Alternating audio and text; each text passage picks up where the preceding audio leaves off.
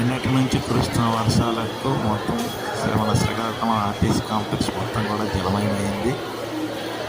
ఏదైనా ఒక బస్సు వస్తే మాత్రం మొత్తం సముద్రం అలలు కొట్టినట్టు కాంప్లెక్స్ బాబు బస్సులో వాటర్ రావడం జరుగుతుంది. అదేవిధంగా బస్సు ఎక్కడానికి కూడా ఇబ్బంది పడుతున్నారు ప్రయాణికులు. వారి యొక్క అవస్థ చూస్తే ఈరోజు వర్ణనాతీతం.